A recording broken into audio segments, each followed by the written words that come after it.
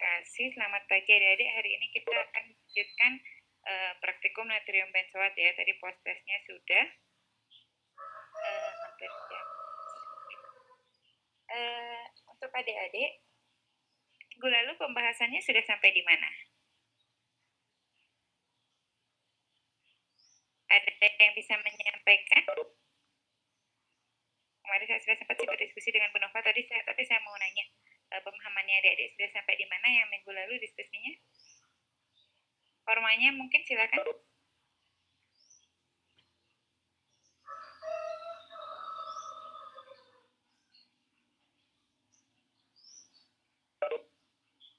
Halo, bagaimana?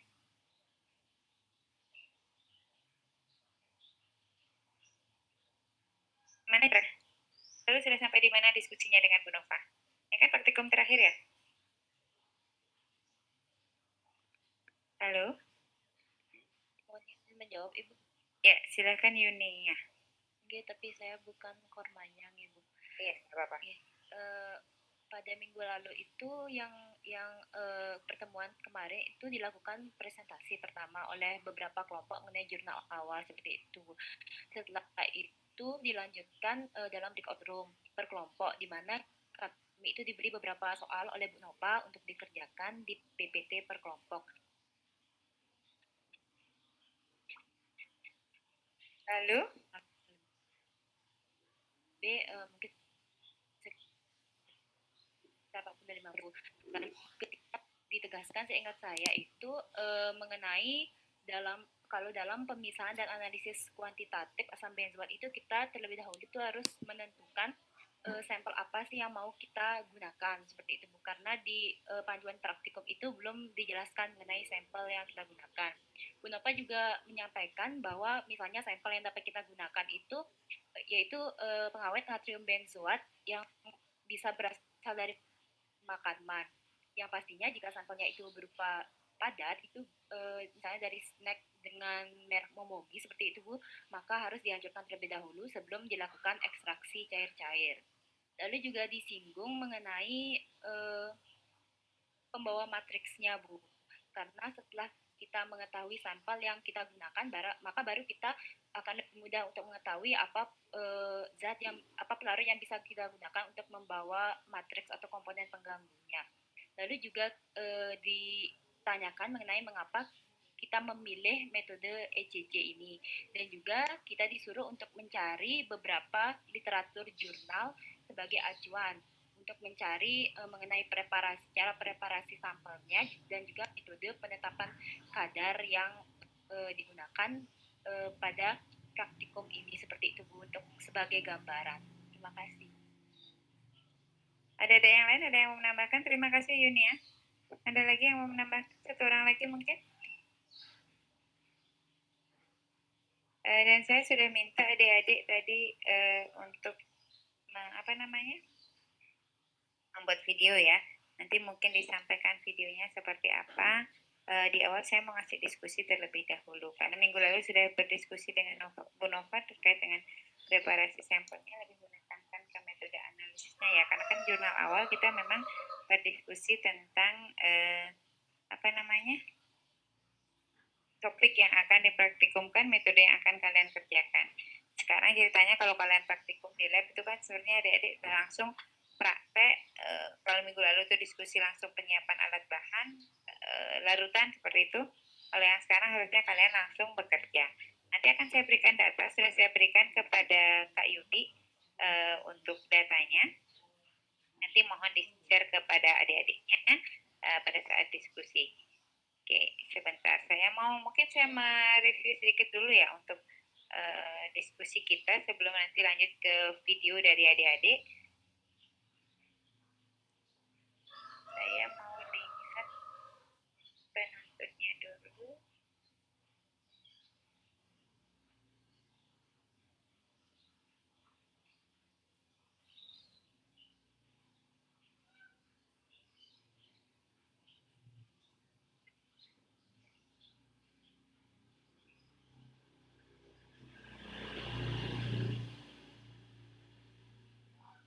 Apakah sudah kelihatan?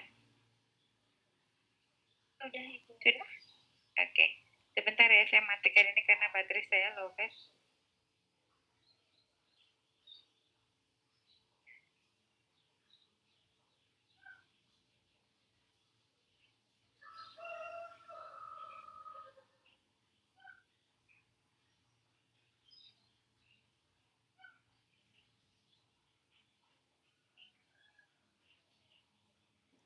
Oke, praktikum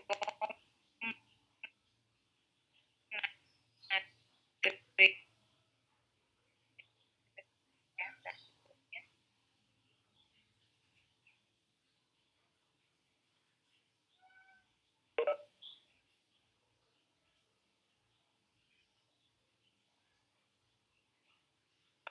ya, jadi kuantitatif natrium benzoat analisis kuantitatif itu harusnya adik-adik melakukan yang namanya analisis kualitatif terlebih dahulu ya. Ada yang tahu nggak bagaimana caranya kalian memastikan bahwa di sampel adik-adik itu terdapat kandungan natrium benzoat di dalamnya? Ada yang tahu? Silahkan.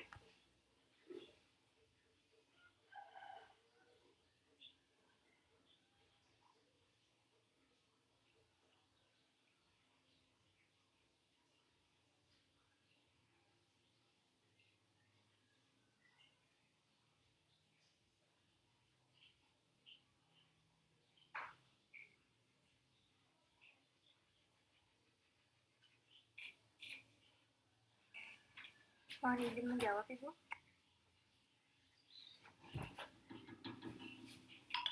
Ya, silakan sebutkan nama Danim. Baik, Ibu. Saya Amida Syafarhani, NIM 2. Mohon izin menjawab, Bu. Mohon maaf jika jawaban saya salah. Jadi, sebelumnya kan saya sudah menonton video juga. Nah, berdasarkan video dari YouTube yang saya tonton itu, nanti akan dilakukan uji kualitatif. Nah, jika positif mengandung asam benzoat, nantinya akan membentuk warna ungu.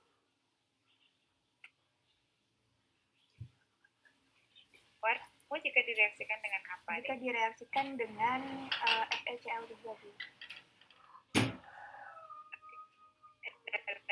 Lagi yang lain?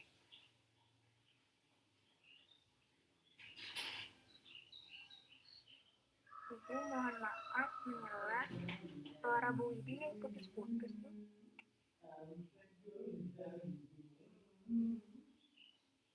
Mohon maaf karena saya di jalan mungkin ya. Ada lagi metode yang lain untuk analisis kualitatifnya? Silahkan.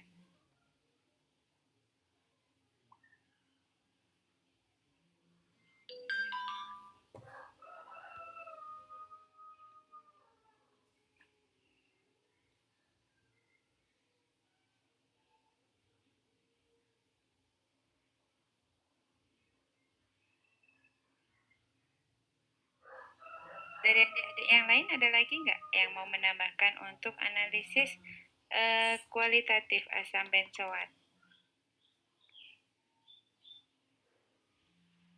Oke, saya sharing ini aja ya, screen aja deh.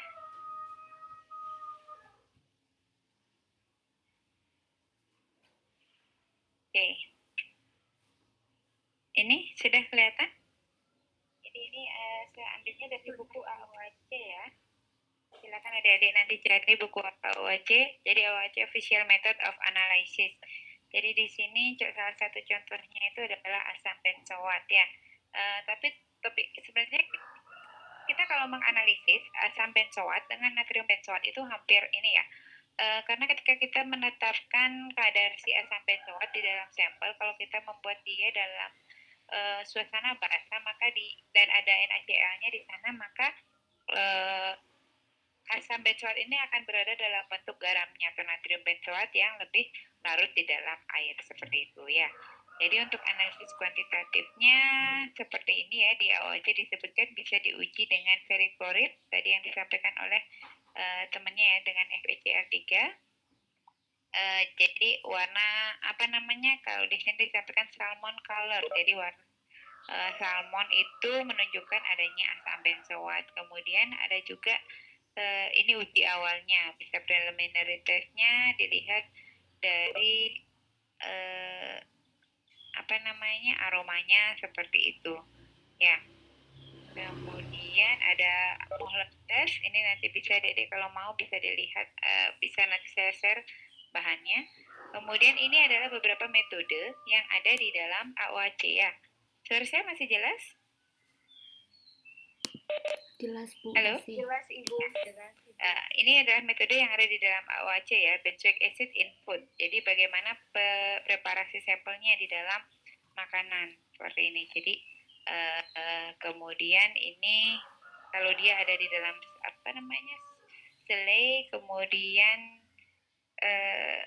di dalam makanan yang mengandung alkohol, garam, ikan seperti itu. Jadi beda-beda preparasi sampelnya. Seperti yang Bu Nova sampaikan, jika sampel kita berbeda, maka metode preparasi sampelnya berbeda.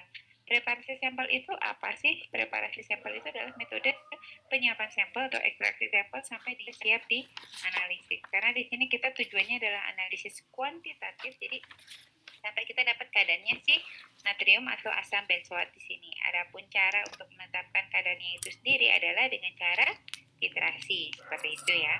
Ini penetapan kadarnya bisa ngikutin metode ini. Nah, tapi kita ngikutin yang di penuntun saja.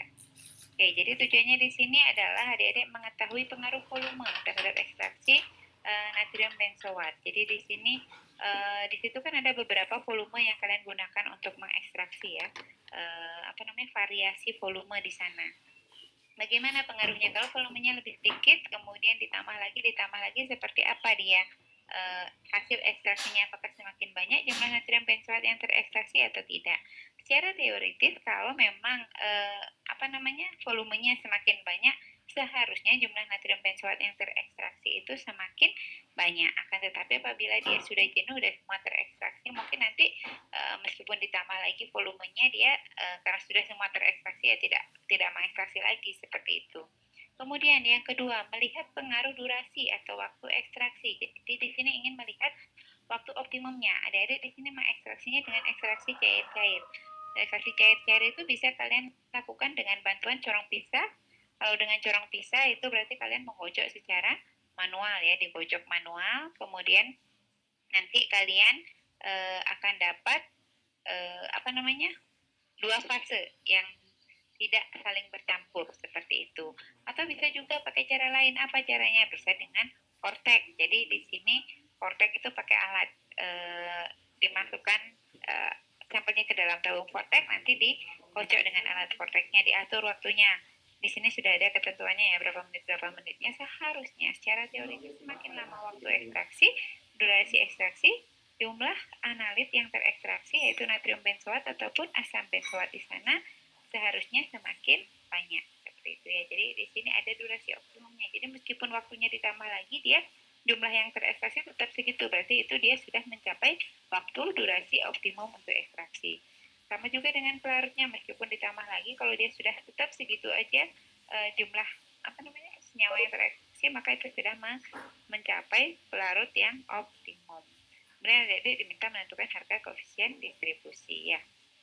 Ini teorinya, prosedur kerjanya kalian sudah diskusikan minggu lalu. Mungkin saya singkat aja. Jadi di sini pertama kalian menetapkan sampel di sini secara ditrimetri ya, titrasi asam basa. Jadi yang pertama dilakukan adalah pembakuan dari NaOH dengan asam oksalat. Indikator yang digunakan biasa PP ya. Itu tujuannya kenapa sih NaOH harus dibakukan? Mungkin adik-adik sudah sering ya didiskusikan. Kenapa? Ada yang tahu? Kenapa harus dibakukan? Halo? Suara saya terdengar dari tadi saya bicara. Tujuan pembakuan NaOH itu apa sih? Ada yang tahu? Oke, terima kasih. Apa deh tujuannya? Bisa menjawab Bu. Oke, silakan. Untuk diketahui konsentrasinya secara pasti. NIM berapa ya? NIM berapa? 3 Ibu. NIM 3 Yunia ya. Ya, jadi di sini kan NaOH seperti yang diketahui dia sifatnya higroskopis ya. Jadi belum tentu ketika kalian menimbang NaOH, misalnya kalian memang sudah buat konsentrasinya berapa, 0,1 normal atau 0,5 normal, harusnya kalian menimbang berapa gram. Tapi setelah ditimbang itu, ketika kalian larutkan, belum tentu konsentrasinya sekian, karena berat yang kalian timbang itu bukan hanya NaOH, tapi ada air yang sudah diserap, karena sifat NaOH yang higroskopis. Jadi perlu dibakukan dengan asam oksalat. Oke, di sini diambil sampel natrium benzoat 10 ml, ditambah kemudian kloroform. Nanti kita lihat ya videonya dari adik-adik. Mohon maaf, di sini saya tidak menyiapkan videonya, tapi saya menyampaikan secara garis besar untuk prosedur kerjanya. Jadi nanti kalian punya 3 tabung, itu masing-masing isi sampel, kemudian masing-masing tabung itu kalian tambahkan kloroform ke dalamnya, kemudian ditambahkan 10 ml C7H6O2, nanti dipotek, disentrifugasi sampai ada yang disentrifugasi selama 10 menit, ada yang potek 10 menit, nanti diambil fase yang terpisah, nanti dititrasi, ditetapkan berapa sih kadar si natrium benzoat yang ada di dalam fase air tersebut. Kemudian diekstraksi, diulangi lagi menggunakan kloroform 5, 8, dan 10 ml. Demikian. Kemudian pada yang jadi di sini divariasikan volume pelarutnya, jadi volume kloroformnya divariasikan 5 ml, 8 ml, dan 10 ml. Kemudian kalau waktu durasi ekstraksinya itu divariasikan 5, 10, dan 15 menit. Nanti dari situ kalian lihat mana berapa kadar si natrium benzoat di dalam lapisan air, di dalam kloroformnya dia berapa, nanti dihitung koefisien distribusinya. Oke, itu untuk penonton praktikum. Sampai di sini ada yang mau ditanyakan?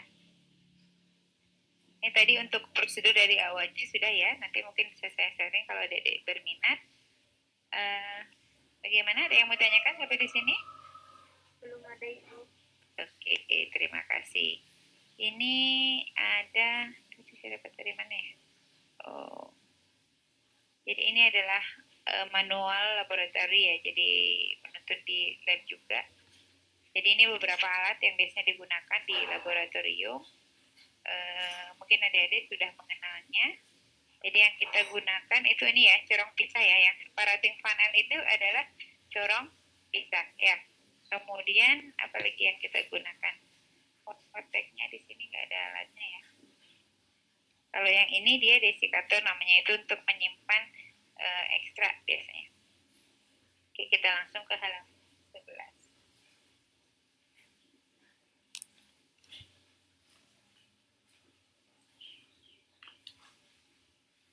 Ya, jadi di sini ekstraksi menggunakan larut organik. Di sini contoh yang digunakan itu adalah jadi senyawa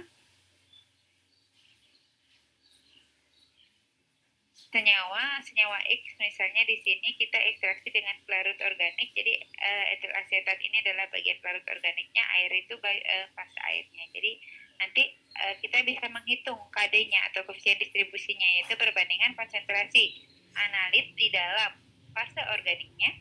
Kemudian kalau kita kan dalam fase kloroform ya, dibandingkan dengan konsentrasi analit di dalam fase airnya. Seperti itu. Kemudian ini ada contohnya ya. Jadi di sini asam benzoat, ini contohnya dia di ekstraksi dengan air, dengan campuran air dan kloroform, seperti itu. Jadi gram asam benzoat itu dalam 400 ditambahkan 400 ml air dan 400 ml kloroform. Nanti akan dihitung KD-nya seperti itu. Ya, jadi misalnya di sini jumlah yang ada di dalam fase kloroformnya itu adalah 222 gram per liter kloroform dan 3,4 gram per liter air, maka di situ KD-nya itu adalah 65,3. Jadi semakin besar KD, maka itu menunjukkan bahwa analit itu lebih banyak terekstraksi ke fase organik, seperti itu ya. Oke, ini dapat dihitung KD-nya. Seperti itu kurang lebih cara menghitung KD ya. Ini untuk multiple extraction. Jadi ekstraksi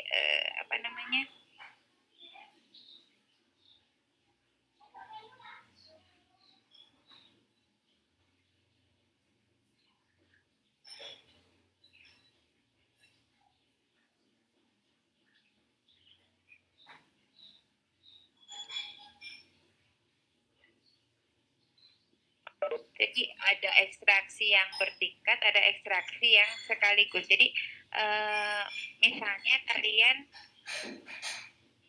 mau mengekstraksi sampel dengan 30 ml kloroform.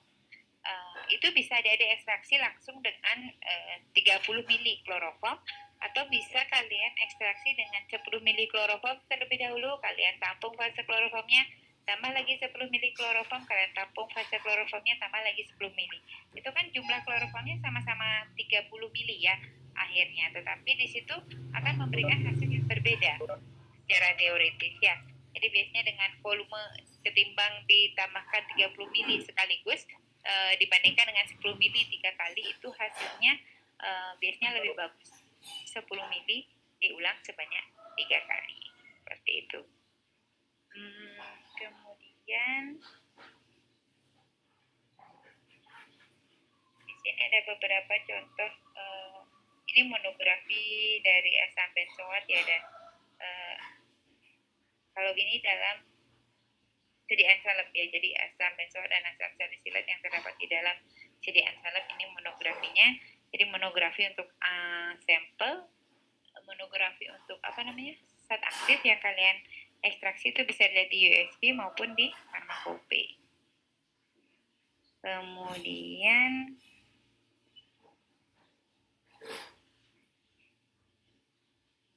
ini tadi sudah ya yang di AOC ya.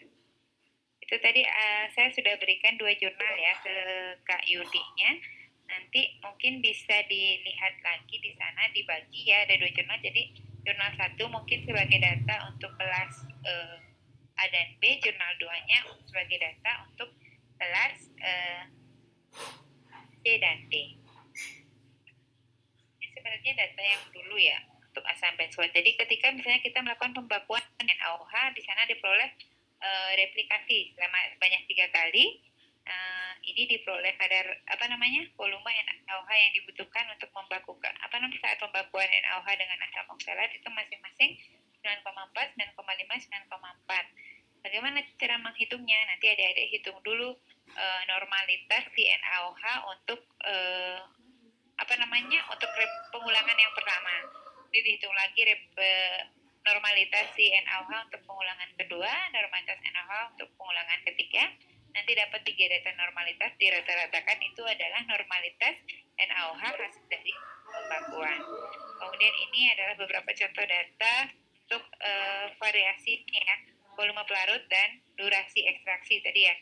Jadi di sini divariasikan, direplikasi 3 kali, volume pelarut kloroformnya itu ada 2, 5, 8, dan 10, kemudian ekstraksinya itu selama 10 menit. Kemudian di bawahnya kan diulang lagi dengan yang kloroform 5 mili, durasi ekstraksinya itu 5, 10, dan 15 divariasikan.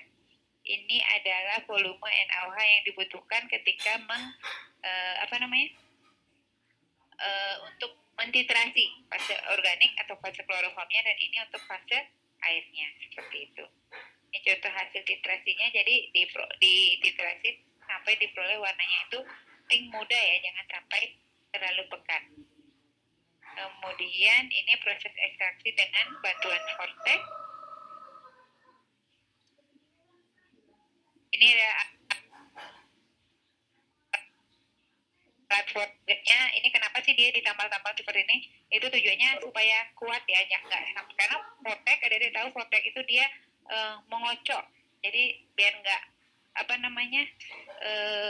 kocokannya itu tergantung dari, di sini kita bisa mengatur kecepatan putaran dari vortexnya berapa RPM maunya di situ. Jadi biar nggak lepas, makanya disegel seperti ini, dibantu dengan tisu karena ukuran di tabung vortexnya ini kurang pas dengan alatnya. Ini alat vortex namanya ya.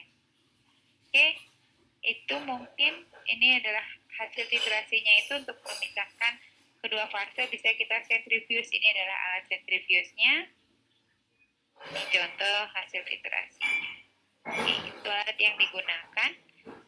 Sampai di sini ada yang mau ditanyakan sebelum kita lanjut ke video yang adik-adik sudah siapkan? Halo? Apakah suara saya jelas, Yudi? Jelas. Oke. Mohon Yang mau bertanya? bertanya, Bu. Oke, silakan. Armida. Saya Armida Syafani 2 ya. Mau bertanya tentang alat vortex tadi sih, Bu. Jadi sebelumnya kan saya sudah pernah praktikum offline sekali tentang praktikum biokimia, Bu. Nah, di sana itu kita menggunakan vortex juga. Kebetulan di sana vortexnya itu yang untuk satu tabung dan dipegang dengan tangan begitu, Bu. Nah, yang Ibu perlihatkan tadi itu kan apa itu? Menggunakan alat, bantuan alat, jadi bisa banyak tabung gitu, Bu ya. Berarti vortex itu selain yang apa Bu ya, yang bisa diisi oleh satu tabung yang digunakan yang dipegang dengan tangan, itu ada yang untuk banyak tabung begitu ya.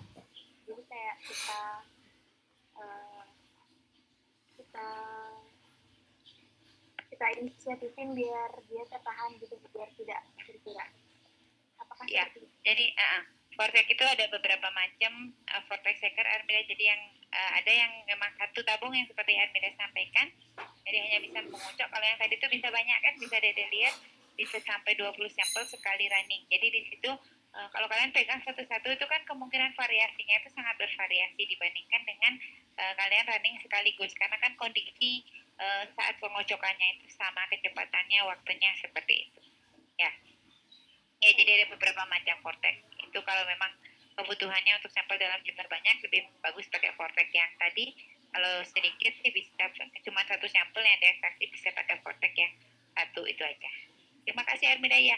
Prinsipnya kurang lebih seperti itu. Kalau yang vortex satu biji yang Armida sudah praktikumkan itu kan cuma dia hanya berputar di satu tempat. Tapi kalau yang vortex yang banyak tadi itu pegangannya itu yang bergerak memutar seperti berputar dia 360 derajat ya, maksudnya berputar di tempat. Oke, ada lagi yang mau bertanya? Mungkin mohon bantuannya Kak Yudi untuk menghandle ininya, menemani sesi presentasi dari adiknya. Saya join lewat HP nanti juga ya. Nanti mungkin dipimpin untuk Kak Yudi, atau mungkin satu orang saya minta tolong sebagai ini moderator dan notulen, biar nanti Kak Yudinya fokus mendampingi karena aksesnya cuma satu di sini dan saya nanti. Siapa yang bersedia menjadi notulen dan ini moderator? Mungkin kita, iya, silakan. Ya, siapa? Nim? Ya Bu, Armida Jadi moderatornya atau notulennya, Dek? moderatornya. Moderator. Oke, notulennya siapa satu orang? Oke, silakan Armida koordinasi dengan notulennya ya. Siapa? Ada yang bersedia Permisi Bu. untuk mencatat pertanyaan dari temannya? Amalia?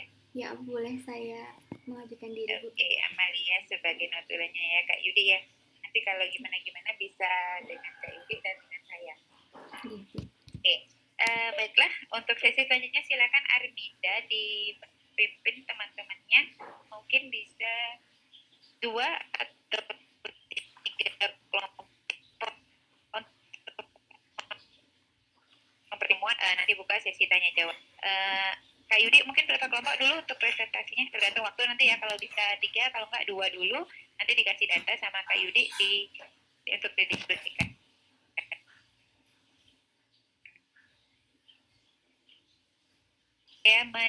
Saya pindah ini ya, device ya. Ini laptop saya lobat.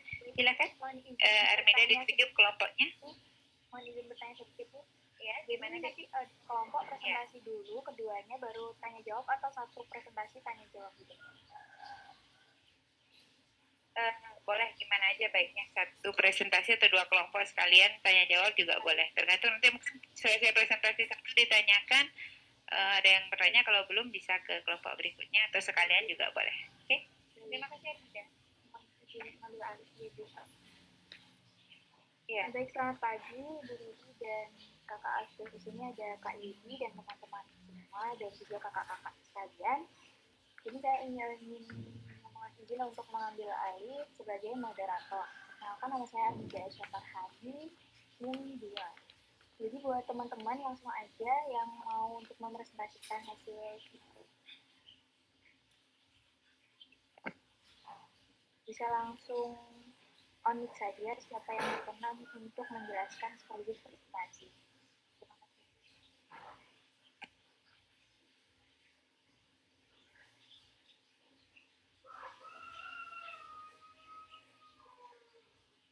Halo teman-teman, mungkin dari kelompok A1, A2, A3, dan yang lainnya, adakah yang ingin untuk mempresentasikan hasil videonya? Kalau tidak, mungkin akan saya tunjuk secara acak ya.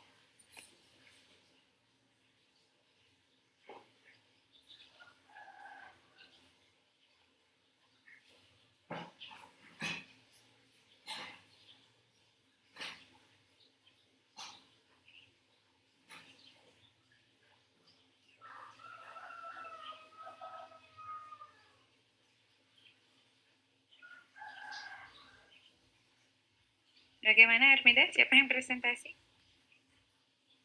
Iya Bu, ini masih saya tunggu dulu Bu.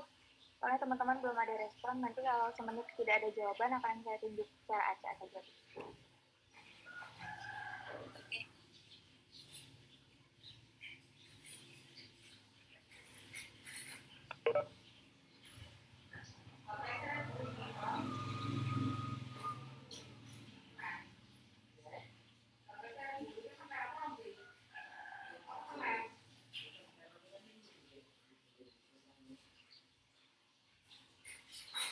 Oke teman-teman, karena tidak ada yang berkenan untuk memulai presentasi, saya tunjuk untuk kelompok B1 mungkin bisa mempresentasikan videonya ya.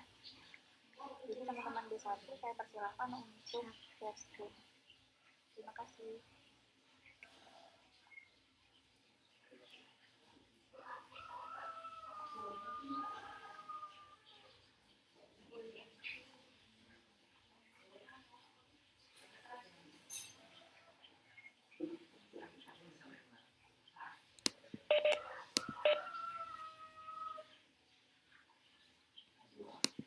Baik, mohon ditunggu sebentar deh.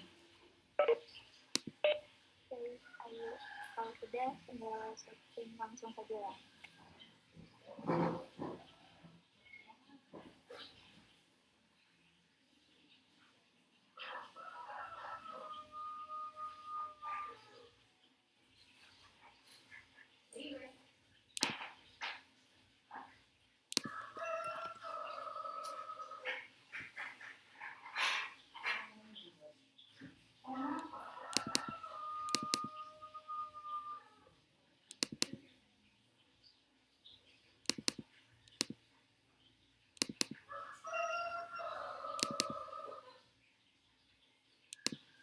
Izin menginformasikan teman-teman, sesudah B1 mungkin nanti langsung dilanjut untuk kelompok A2 ya, sehabis B1 presentasi langsung presentasi ini. Terima kasih.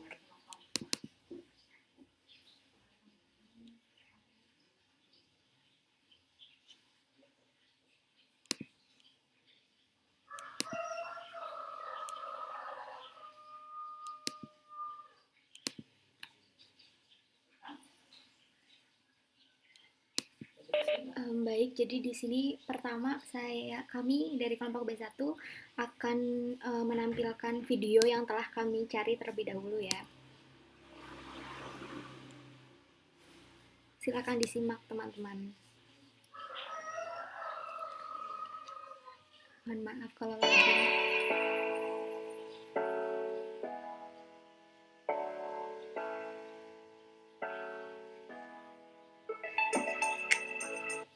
Assalamualaikum warahmatullahi wabarakatuh. Nama saya Aulia Lenggojeni. Kali ini kita akan praktikum kimia analitik 2 dengan judul penentuan kadar natrium benzoat pada sampel minuman. Tujuan dari praktikum ini adalah mahasiswa dapat mengaplikasikan titrasi volumetri asam dan basa pada sampel minuman. Alat yang digunakan dalam percobaan ini adalah kompor listrik, stirrer, pengaduk magnet, pengaduk gelas, sendok sungu, spatula, pipet tetes, pipet ukur 5 mili, pipet volume 10 mili, bol pipet, statif beserta klem 2 buah, corong pisah 250 mili, buret 50 mili, beserta alat gelas, labu ukur 100 ml, corong gelas, Erlenmeyer 100 ml, gelas beker 100 ml 2 buah, gelas beker 250 ml, dan botol semprot.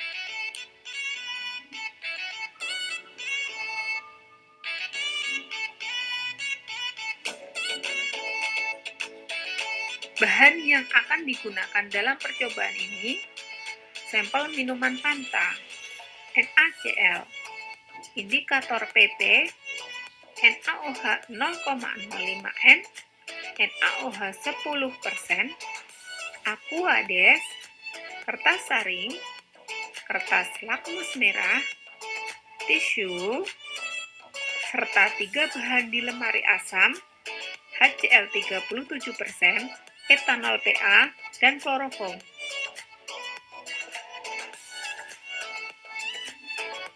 Langkah pertama, persiapan sampel. Ditimbang sebanyak 20 gram sampel Fanta menggunakan neraca analitik. Pastikan neraca menunjukkan angka 0 sebelum digunakan.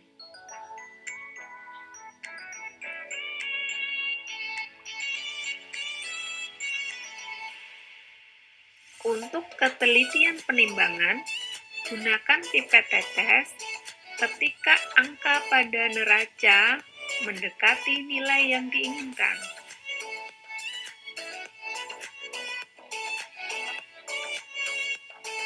Langkah selanjutnya, dilakukan penambahan NaCl pada sampel Fanta sedikit demi sedikit hingga NaCl tidak dapat larut lagi. Penambahan NaCl ini dilakukan sambil diaduk menggunakan stirrer.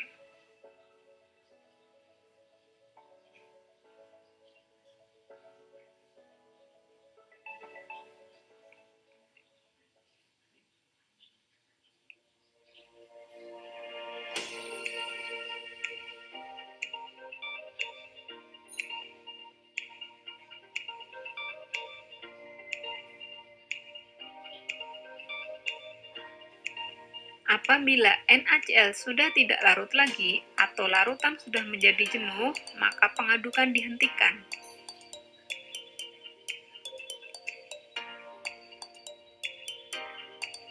Selanjutnya, dipipet sebanyak 10 ml NaOH 10%,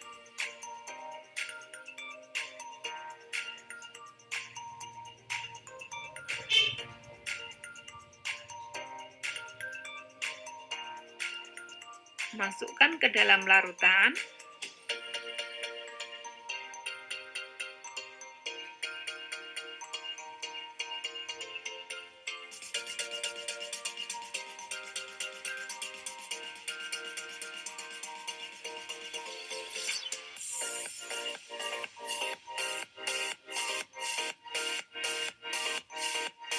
kemudian diaduk.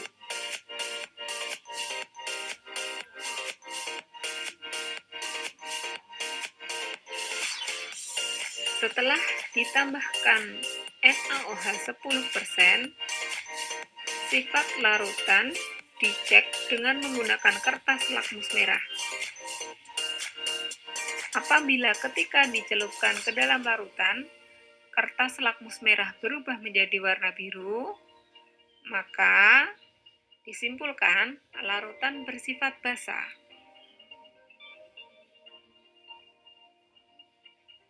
Ketika larutan sudah dipastikan bersifat basah, kemudian ditambahkan dengan Aquades sambil dilakukan pengadukan menggunakan magnetic stirrer. Penambahan Aquades dilakukan hingga volume mencapai kurang lebih 100 ml.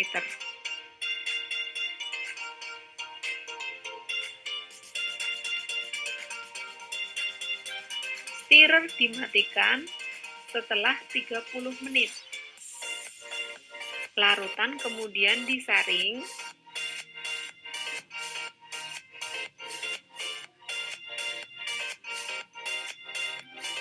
Setelah proses penyaringan selesai dilakukan, maka kemudian residu dipindahkan dan untuk filtrat dipindahkan ke dalam labu ukur 100 ml.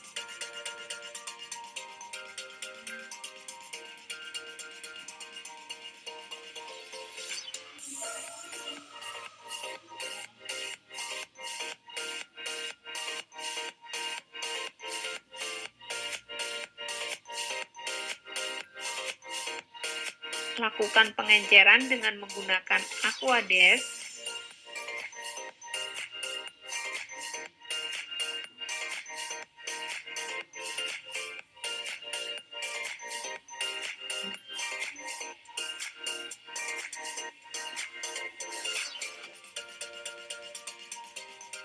Apabila penambahan Aquades sudah mendekati tanda batas, gunakan pipet tetes untuk ketelitian.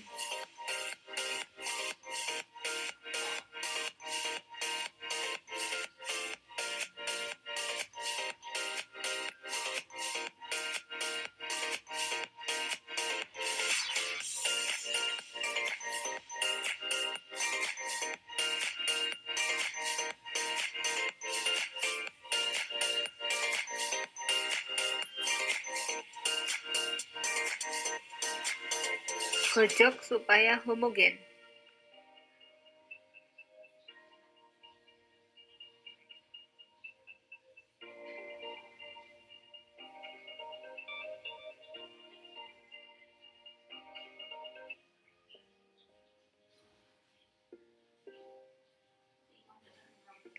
Diambil 30 ml sampel yang sudah disiapkan sebelumnya dengan menggunakan gelas ukur.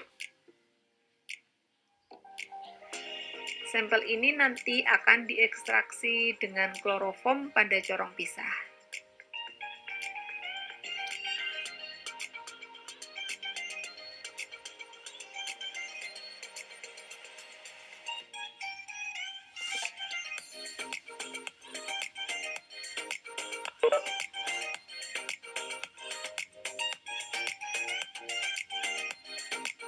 Pindahkan ke dalam gelas beker untuk memudahkan pengambilan dengan menggunakan pipet tetes.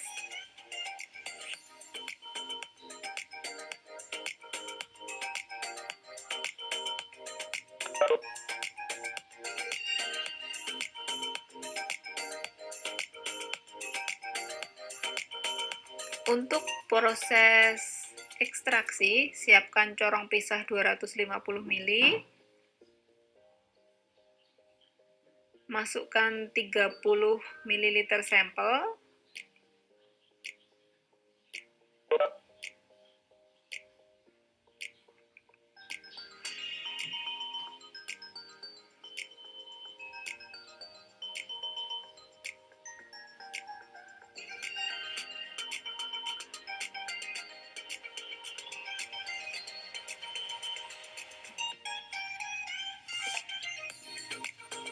Lima ml HCl 37%,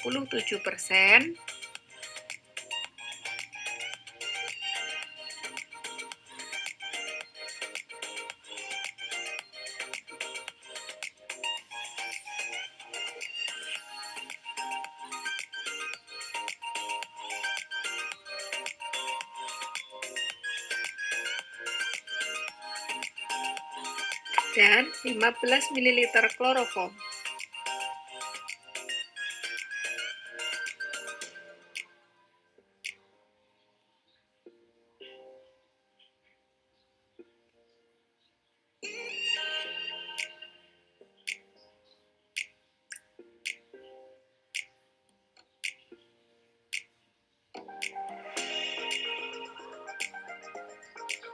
Pemisahan dilakukan secara teknik ekstraksi cair-cair menggunakan corong pisah.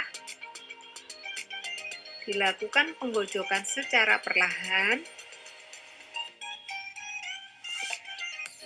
Kemudian sesekali keran corong pisah dibuka untuk mengeluarkan tekanan di dalamnya.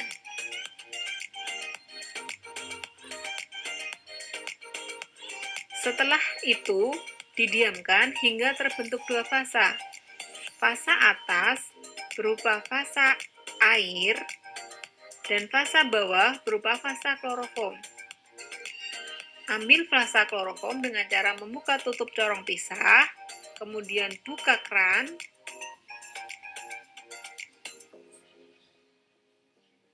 dan tampung fasa kloroform ke dalam Erlenmeyer.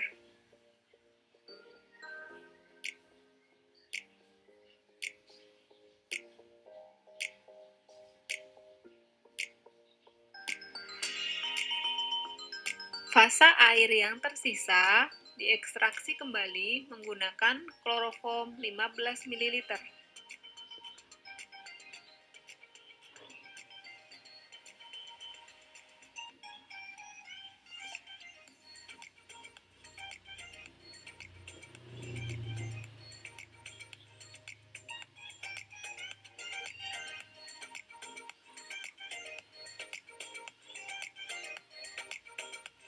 Gojok lagi dan diamkan hingga terbentuk dua fasa. Kemudian, keluarkan lagi fasa kloroformnya dan tampung ke dalam Erlenmeyer yang sudah digunakan untuk menampung fasa kloroform pada ekstraksi sebelumnya.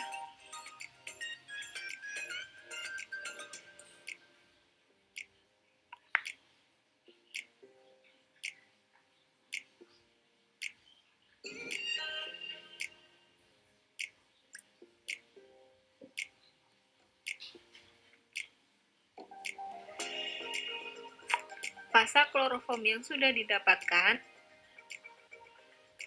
dipanaskan pada kompor listrik yang dilengkapi dengan penanas air. Pemanasan ini dilakukan sampai semua kloroform menguap.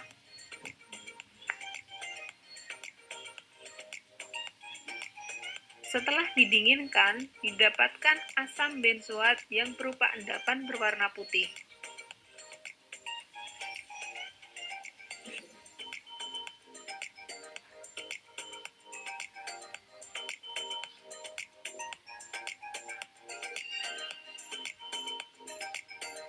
Kemudian, ditambahkan dengan etanol PA sebanyak 12,5 ml.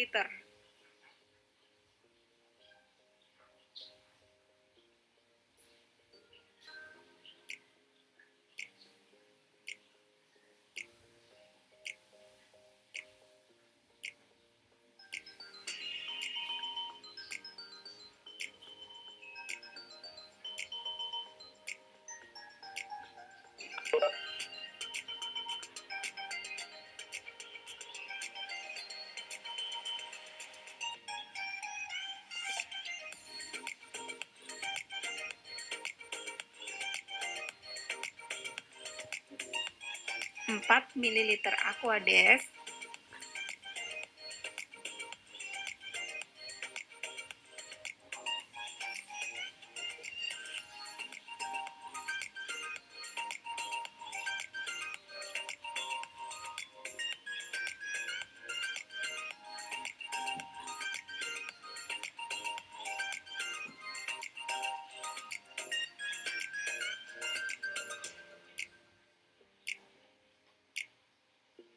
kocok supaya homogen.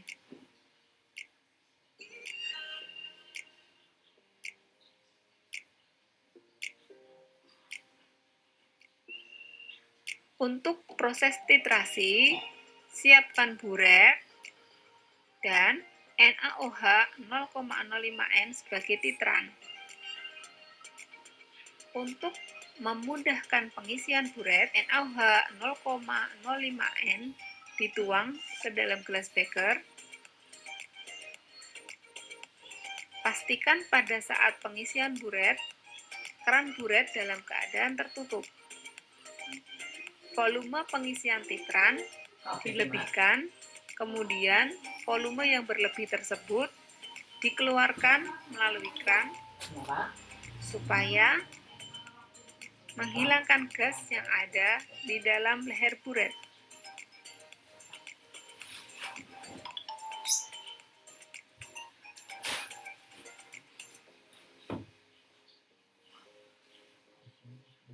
Selanjutnya, pada saat proses titrasi, sebelum analit dititrasi, tambahkan terlebih dahulu dengan indikator PP sebanyak 2 tetes.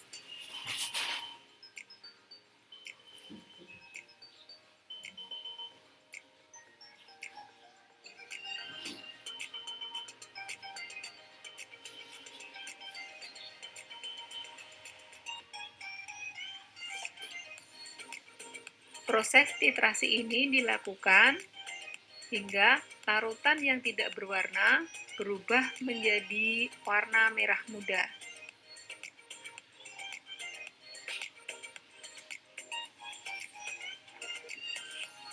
Setelah larutan berubah menjadi warna merah muda, maka proses titrasi dihentikan.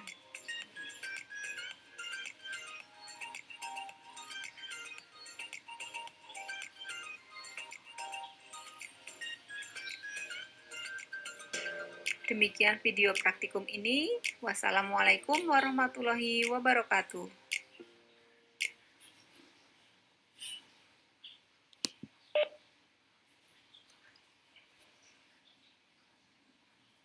Bagaimana Armida, mau dibuka sesi tanya jawab langsung atau mau video yang kedua? Permisi Ibu, berhubung video kami sama dengan video kelompok ini, apakah boleh saya menambahkan sedikit yang belum dijelaskan oleh kelompok B1 Ibu? Oke, silahkan. Notulennya tolong dicatat ya, yang presentasi dan yang menambahkannya ada Dewi 2001. Terima kasih Ibu. Videonya mohon ditunggu sebentar ya.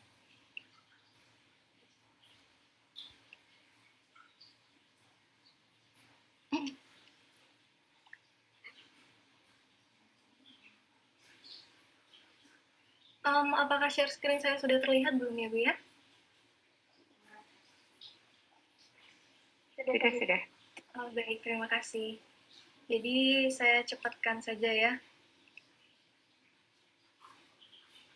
Jadi ini merupakan alat yang digunakan dalam proses penentuan kadar dalam asam natrium benzoat gitu.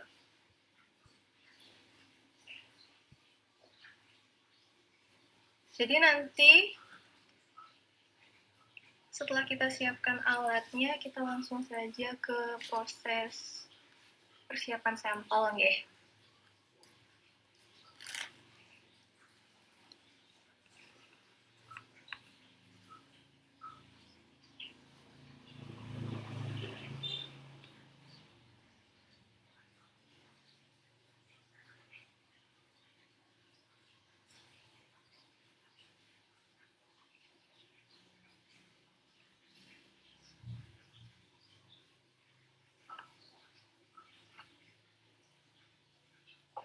Jadi di sini ada beberapa bahan, diantaranya adalah Fanta, minuman Fanta yang berfungsi sebagai sampel nantinya yang akan dicari kadar natrium benzoatnya. Kemudian ada NaCl, NaOH, dan juga indikator PP. NaCl di sini itu digunakan nanti dalam preparasi sampel bersama dengan NaOH, dan indikator PP nantinya akan digunakan dalam proses titrasi untuk penentuan titik ekuivalen.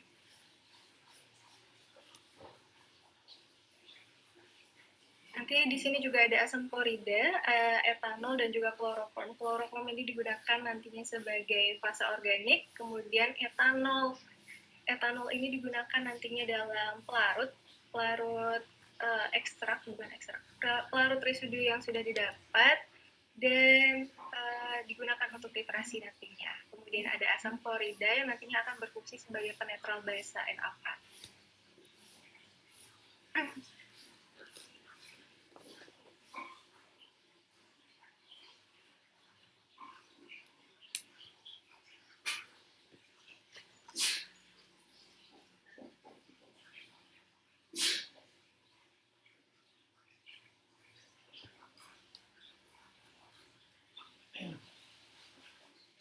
Jadi ini adalah proses penimbangan sampelnya sebanyak 20 mg ya tadi.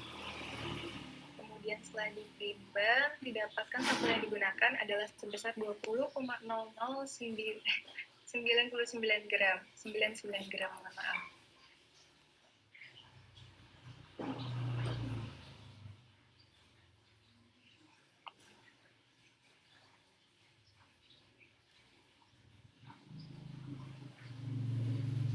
kayak stroberi apa Jadi ini adalah proses penjenuhan dari sampel gitu. Penjenuhan ini dilakukan dengan penambahan NaCl demi sedikit hingga larutan dari sampel ini NaCl ini tidak dapat larut begitu. Adapun tujuan dari penambahan NaCl ini adalah untuk menurunkan kelarutan dari natrium benzoat dalam air. Kita mengetahui bahwa natrium benzoat ini larut dalam air begitu. Sedangkan kepolaran dari NaCl itu lebih besar atau indeks kepolaritasnya lebih besar dibandingkan dengan natrium benzoat. Jadi nanti jika kita menjenuhkan natrium benzoat dengan NaCl, maka nantinya natrium benzoat ini akan lebih pergi ke fase organiknya begitu, karena nanti fase airnya sudah diisi oleh NaCl di dalam proses ICC-nya. Makin terkuat tapi jadinya sesak banget. Kayak ini jam. Ini jadi jiban kan. Kita kardus bekas mesin cuci buang dari mana gitu sesak nih nih. Apa nih? Bekas mesin cuci ya.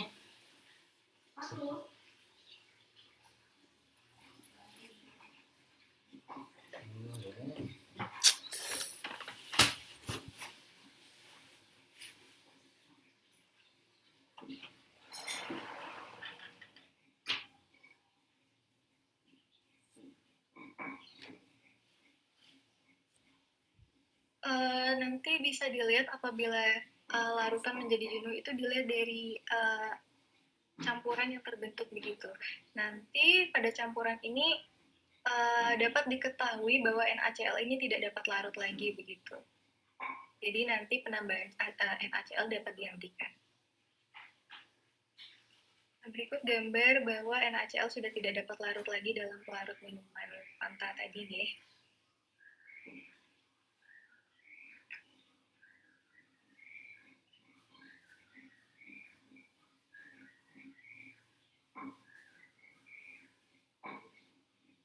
Jadi yang saya ketahui penambahan NaOH 10% di sini itu NaOH di sini berperan dalam pembentukan garam gitu.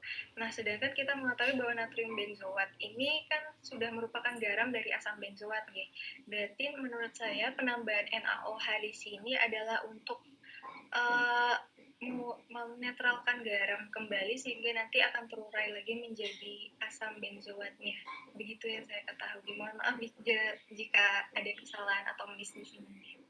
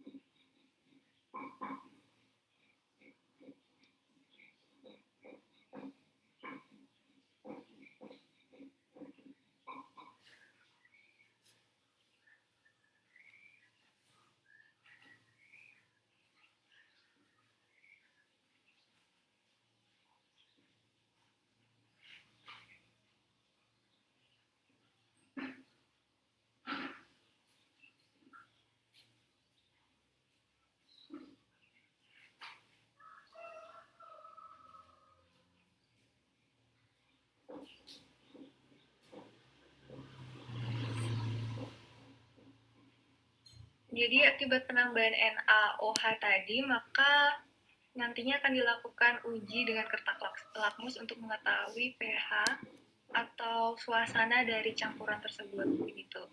Nah, apabila nantinya campuran tersebut sudah dapat mengubah lakmus merah menjadi biru, berarti kita dapat menyimpulkan bahwa campuran tadi yang sudah dicampur dengan NaOH ini sudah basah gitu. Apabila belum, maka nantinya akan ditambahkan NaOH kembali.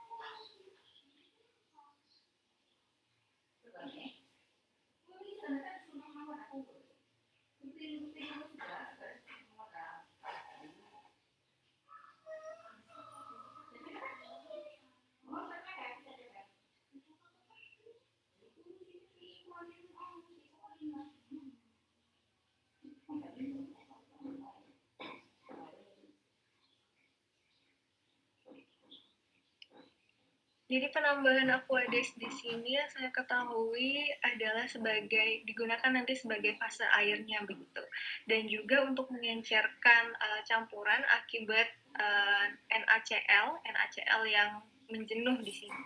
Jadi untuk menghilangkan kejenuhannya kita tambahkan air, kemudian diaduk hingga nantinya NaCl dapat larut.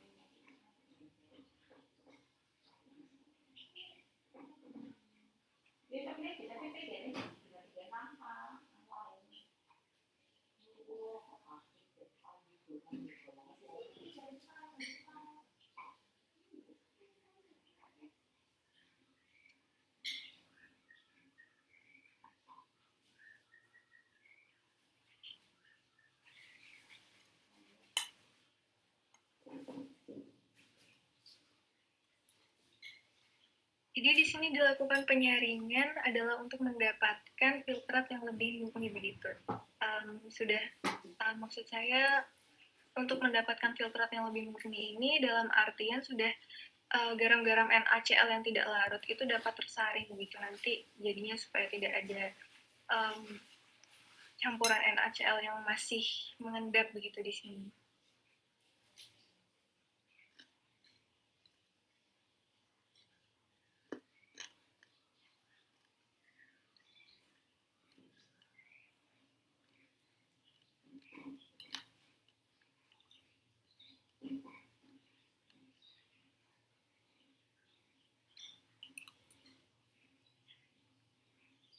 Nah, di sini kita lakukan pengenceran kembali. Karena mungkin sampelnya masih terlalu pekat begitu nih. Nah, kepekatan dari sampel ini juga menurut saya berpengaruh terhadap koefisien partisinya nanti. Jadi semakin baik mungkin, semakin encer fase cairnya mungkin itu akan semakin baik.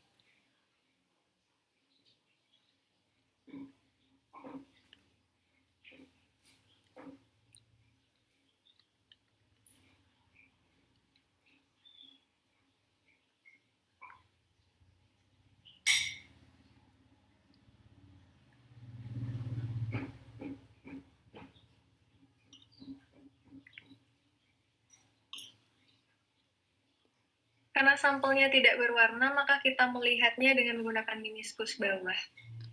Cekung.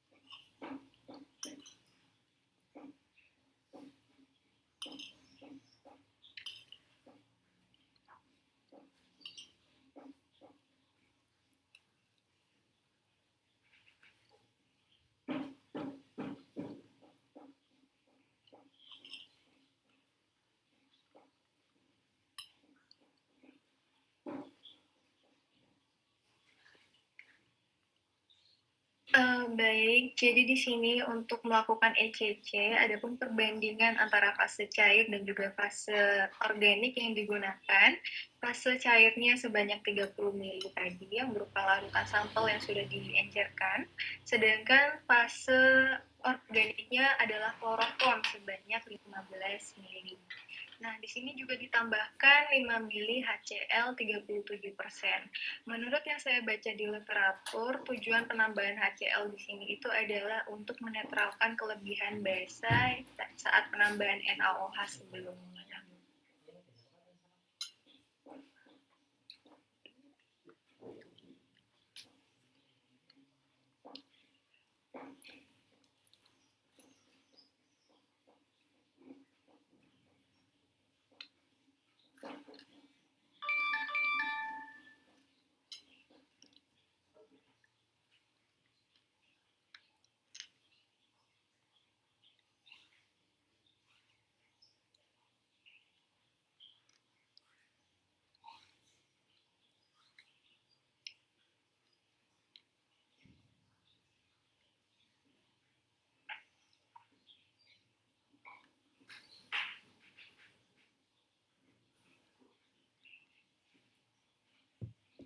Jika dibandingkan pada langkah kerja yang ada di petunjuk praktikum, untuk melakukan ekstraksi cair-cairnya menggunakan vortex dan juga sentrifugasi.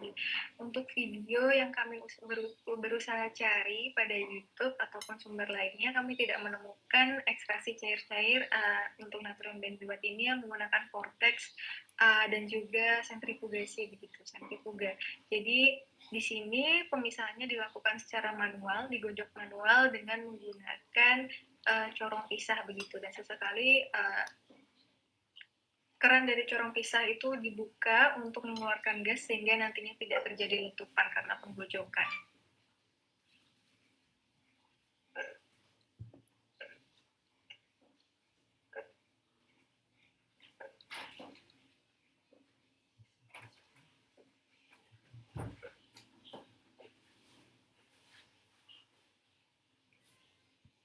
Jadi di sini kita mengetahui bahwa fase atasnya itu sampelnya ya, sampel dan fase airnya dan juga yang di bawah itu kloroform. Jadi kita dapat menyimpulkan bahwa massa jenis dari larutan sampel ini lebih ringan dibandingkan dengan kloroform gitu, sehingga nantinya larutan airnya ada di atas.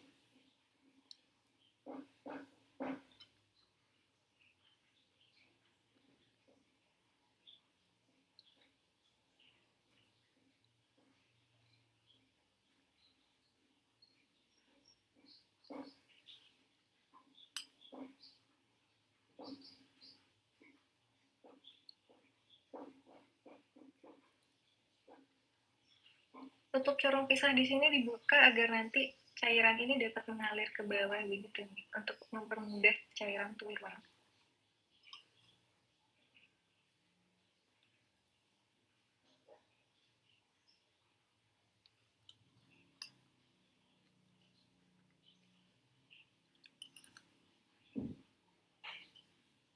Jadi di sini dilakukan ekstraksi sebanyak 2 kali begitu dengan perbandingan kloroformnya sama 2:1 antara air dan juga fase organiknya yaitu kloroform. Seperti yang Ibu Widi bilang tadi bahwa pengulangan ekstraksi cair-cair ini akan menghasilkan hasil yang lebih baik dibandingkan sekali ekstraksi cair-cair dengan menggunakan perbandingan 1:1 begitu. Dengan beberapa kali ekstraksi, dengan melakukan beberapa kali ekstraksi nantinya maka akan didapatkan filtrat atau asam benzoatnya nantinya akan lebih banyak begitu pada fase organiknya.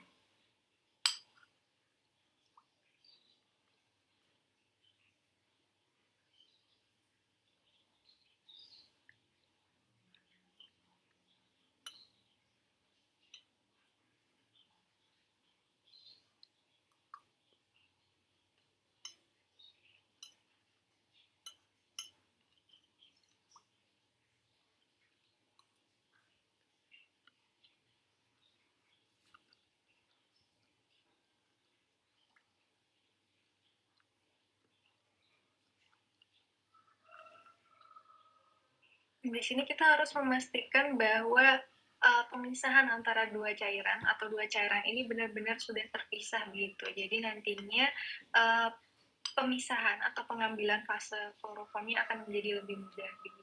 Jadi kita harus benar-benar menunggu untuk kedua fase ini untuk agar tidak bercampur satu sama lain.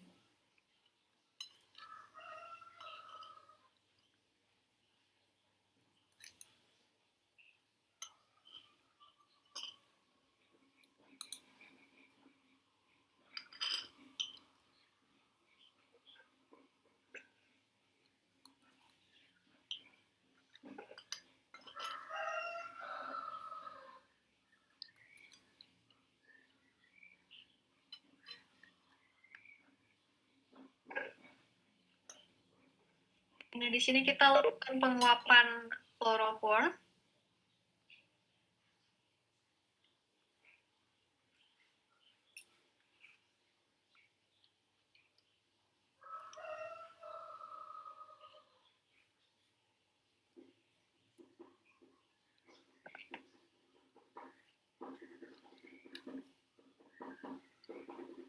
Jadi tadi kita mengetahui bahwa natrium benzoat itu adalah garam yang terbentuk dari asam benzoat begitu.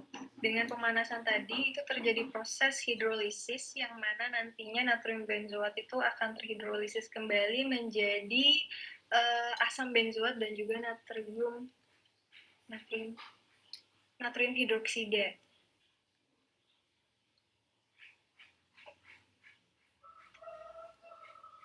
Kemudian di sini kita tambahkan pelarut etanol.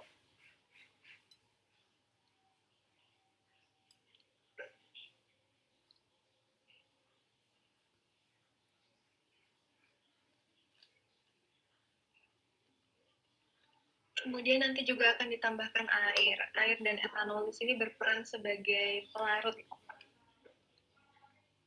dari asam benzoat. Nah, asam benzoat ini setahu saya dia tidak cukup baik untuk larut dalam air, malah dia lebih larut dalam pelarut ether begitu. Jadi mungkin pendapat saya kenapa dilakukan perpaduan antara etanol dan juga air itu untuk mendapatkan indeks kepolaran yang mendekati asam benzoat sehingga asam benzoat nantinya mungkin akan dapat larut dengan baik.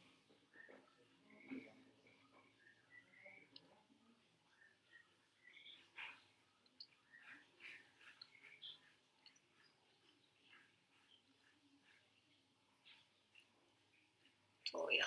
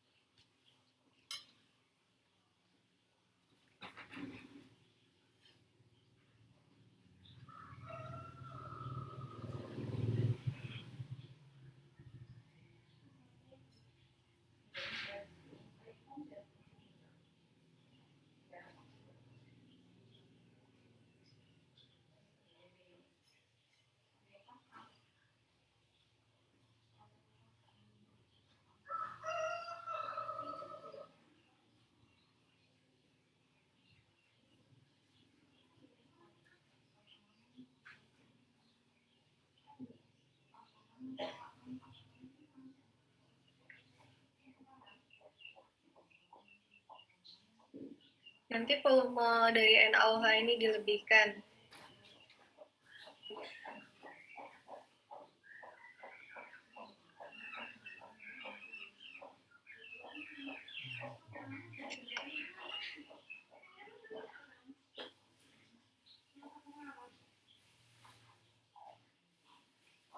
Nah, setelah kita mengeluarkan NaOH melalui keran, otomatis gasnya akan menghilang gitu. Namun sebelum kita lakukan titrasi kembali, maka kita harus memastikan juga buret yang di atas ini apakah volume NaOH-nya itu nurunnya bablas atau tidak begitu.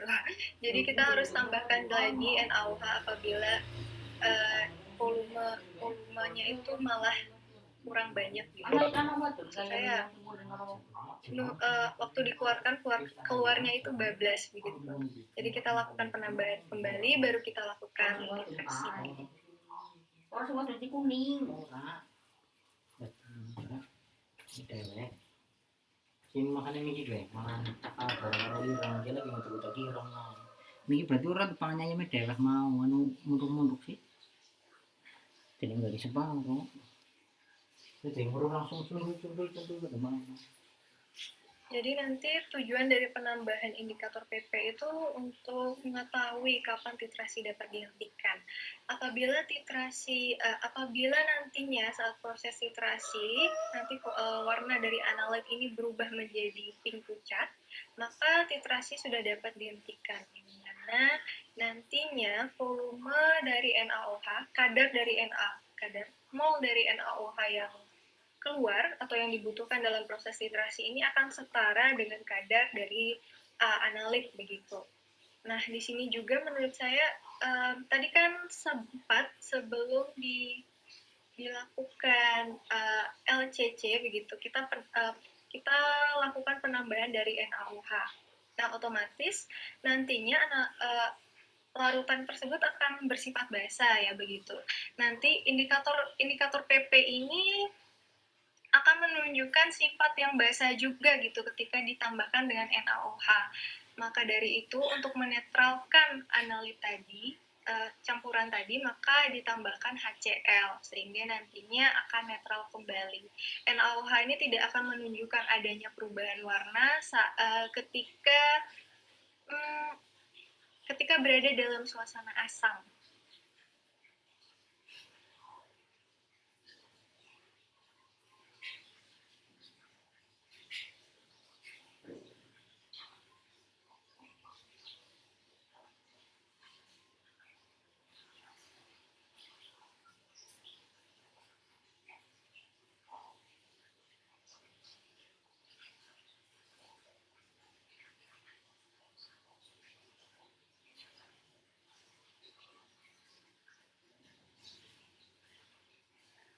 Jadi di sini proses titrasi harus dilakukan secara perlahan-lahan begitu nih, agar nanti tetesan-tetesan dari NaOH ini akan jatuh secara konstan dan nantinya akan mendapatkan perubahan warna yang lebih pucat itu lebih baik begitu, lebih akurat jadinya.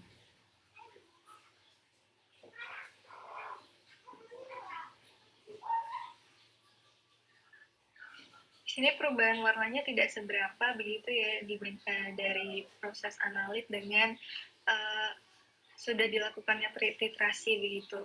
Nah, semakin merah muda dia atau semakin pucat dia, maka keakuratan dari kadar analitnya ini akan menjadi semakin akurat begitu, semakin baik. Karena nanti volume dari NaOH atau mol dari NaOH yang diperlukan itu nantinya akan semakin mendekati atau sama dengan mol yang sebenarnya gitu, mol yang sebenarnya dari analit.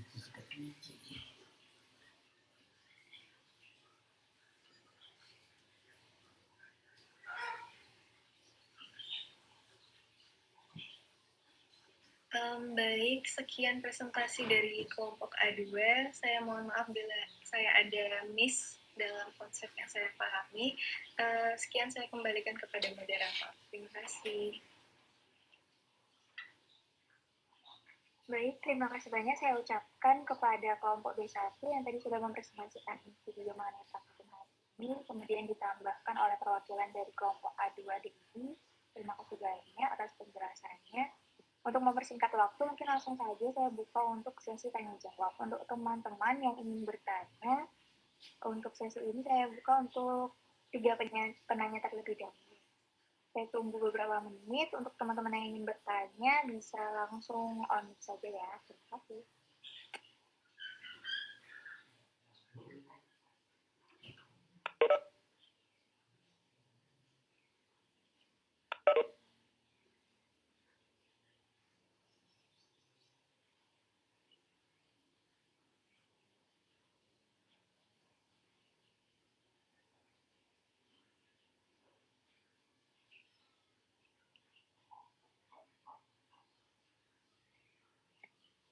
Permisi, eh, apakah suara saya masuk? Oke, masuk Gilang. Saya sebenarnya izin bertanya di sini. Kan dalam praktikum ini digunakan natrium benzoat yang mana merupakan bentuk garam dari asam benzoat.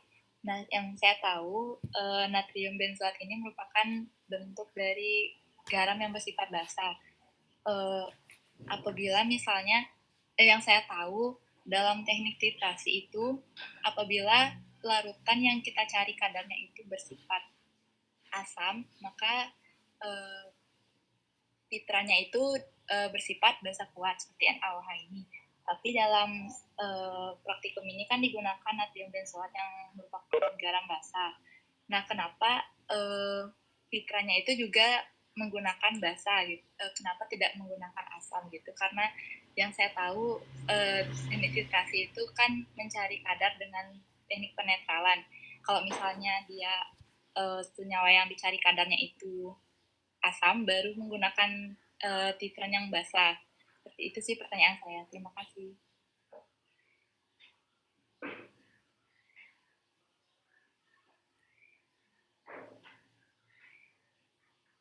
Oke, Gilang, mohon izin konfirmasi pertanyaan. Jadi pertanyaan yang Gilang sampaikan tadi itu tentang kenapa titrannya juga yang digunakan itu basa.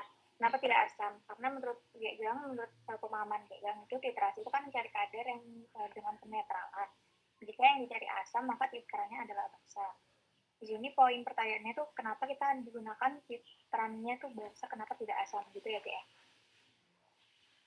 Iya, kurang lebih seperti itu. Baik. Terima kasih ya Gang atas pertanyaannya. Untuk teman-teman lain yang ingin bertanya, saya persilahkan. Untuk lagi dua penanya. Mohon izin untuk bertanya. Baik, silakan Florencia. Ingin bertanya mengenai hasil tesnya tadi. Pada video sama seperti yang dikatakan pada Dewi tadi, warna merah mudanya tidak terlalu terlihat gitu. Maksudnya kepekatan warna merah mudanya itu apakah tidak mempengaruhi hasil dari titrasinya, maksudnya datanya itu. Pada data hasil pengamatan juga kan kepekatan warna merah mudanya itu berbeda-beda gitu. Jadi apakah itu tidak mempengaruhi hasilnya?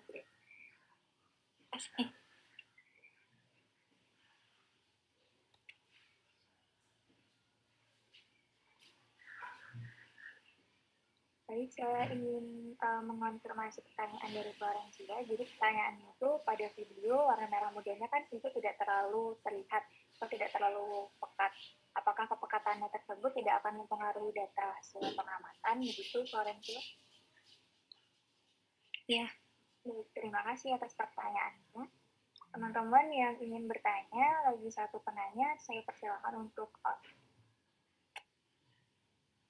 izin bertanya sih. Oh iya. Tidak apa, duluan aja.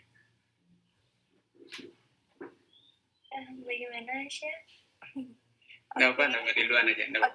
Oke, silakan Yayan. Baik, terima kasih Asya, terima kasih Angga. Saya duluan. Jadi saya sebenarnya jujur masih bingung mengenai natrium benzoat dengan asam benzoat. Dimulai dari pertama topik kita itu natrium benzoat. Nah, kemudian di penuntun itu di jadwal dosen itu asam benzoat. Kemudian kemarin kita diarahkan untuk mencari literatur atau video mengenai asam benzoat. Kemudian akhirnya sekarang kita kembali membahas natrium benzoat seperti itu. Sebenarnya saya sudah sempat mencari di literatur gitu, karena ini sebenarnya kebingungan yang sangat-sangat mendasar gitu sebenarnya antara natrium benzoat dengan asam benzoat itu sendiri. Di sini saya ingin bertanya, mungkin nanti saya bisa mendapat jawaban yang lebih baik daripada yang saya cari. Intinya adalah apakah berbeda saat kita mengidentifikasi atau menguji kualitatif maupun kuantitatif antara natrium benzoat dengan asam benzoat itu sendiri seperti itu. Karena kalau dari cara kerjanya prosedurnya itu hanya berbeda sedikit. Apakah di sini tuh sebenarnya tidak berbeda ataukah ada perbedaan yang sangat-sangat krusial seperti itu? Terima kasih, itu pertanyaan dari saya.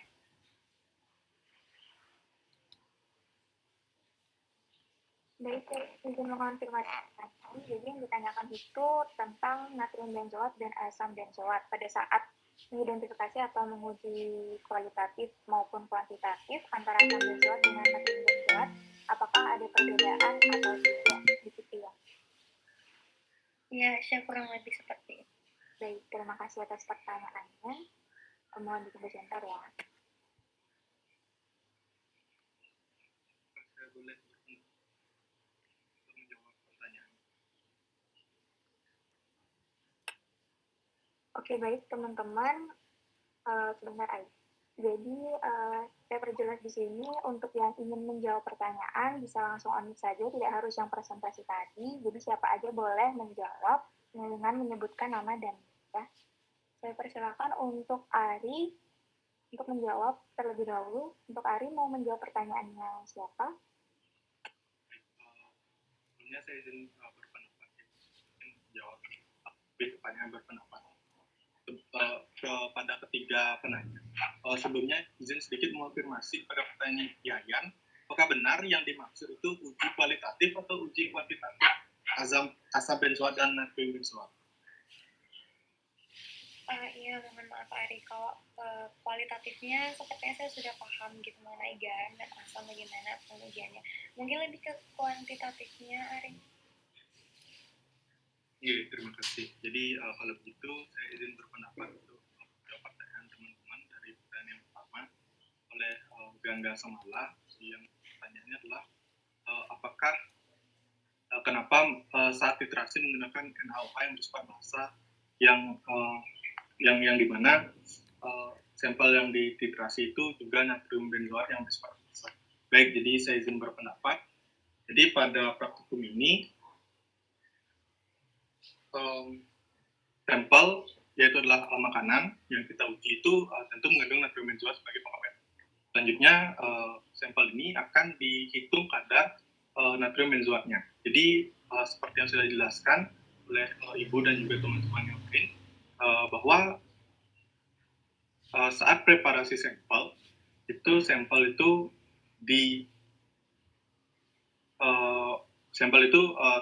dipreparasi dengan cara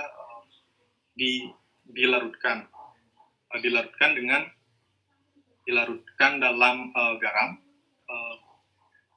ditambahkan garam dan juga basa. Itu bertujuan agar natrium benzoat yang terdapat dalam sampel itu dapat lebih larut, karena kita ketahui bersama garam itu lebih larut dalam kondisi basah. Jadi intinya adalah selanjutnya saat proses ekstraksi cair yang terjadi itu adalah bertujuan untuk memisahkan suatu residu benzoat dari natrium benzoat. Jadi setelah berdasarkan video yang kita saksikan bersama itu terjadi proses ekstraksi cair yang dimana menggunakan larut kloroform. Asam benzoat akan masuk ke dalam larut organik, sedangkan natrium benzoat sedangkan natrium dari natrium benzoat itu akan menuju ke fase polar atau fase air. Nah, setelah kita mengambil organik atau kloroform dari ekstraksi cair-cair tersebut, kita lihat juga itu diuapkan. Tujuan diuapkan adalah untuk mengambil residunya. Residunya itu adalah berupa asam benzoat. Jadi ketika dititrasi di terakhir itu adalah bertujuan untuk mengubah atau mereaksikan asam benzoat hasil residu dari ekstraksi cair-cair sampel yaitu natrium benzoat. Asam benzoat ini akan dititrasi dengan penambahan NaOH. Sehingga dengan penambahan NaOH inilah akan membentuk suatu garam natrium benzoat kembali. Dengan tujuannya adalah untuk mengetahui dengan penambahan NaOH akan mengetahui berapa jumlah yang dibutuhkan untuk menetralkan suatu asam benzoat ini menjadi bentuk garamnya, itu adalah natrium benzoat. Mungkin itu untuk pendapat saya yang pertama. Apakah dapat diterima untuk Gangga? Ya kan? Jadi saya sedikit menekankan bahwa sampel yang dititrasi pada titrasi akhir dengan NaOH ini adalah berupa asam benzoat. Oh, oke.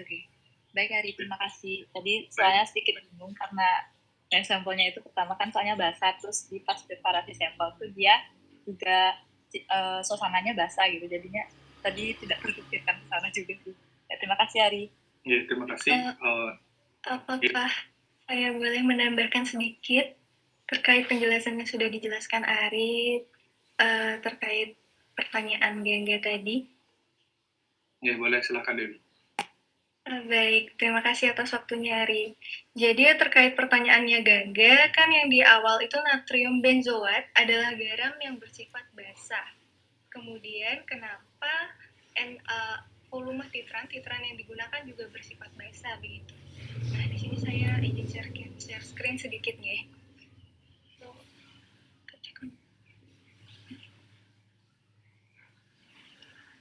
Nah, di sini saya melakukan sedikit studi literatur begitu.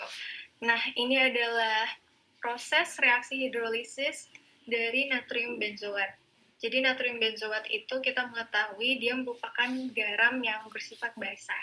Garam yang bersifat basah itu sepemahaman saya adalah garam yang terbentuk dari asam lemah dan juga basa yang kuat begitu. Sehingga nantinya garam tersebut akan didominasi oleh suasana basahnya begitu. Kemudian dengan penambahan air, garam ini akan mengalami proses hidrolisis dan menjadi asam benzoat ditambah dengan NaOH.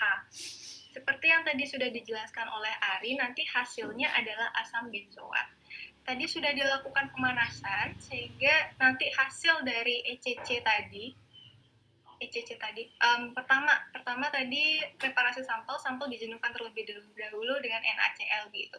Tujuan dari penjenuhan dengan NaCl ini agar nantinya natrium benzoat ini akan lebih larut kepada fase kloroform gitu. Nanti fase kloroform inilah yang akan menampung dari natrium benzoatnya begitu. Nanti natrium benzoat ini otomatis kan akan berada dalam fase organiknya yang nantinya dipanaskan, didapatlah residu berupa asam benzoat. Nah, ketika dipanaskan, menurut saya terjadi proses hidrolisis di sana, sehingga nantinya natrium benzoat ini akan terpecah,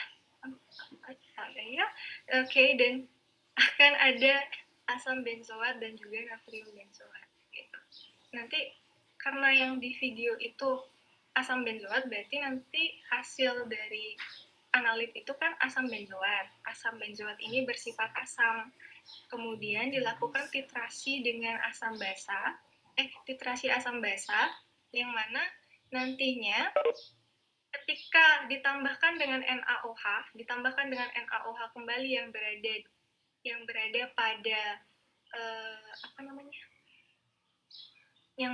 pada titran, itu akan terbentuk garam kembali gitu. Terbentuknya garam kembali itu ditandai dengan perubahan warna yang semakin lama semakin pink gitu, jadi semakin pink atau semakin pucat. Nah, di situ kita lanjutkan ke tunggu sebentar.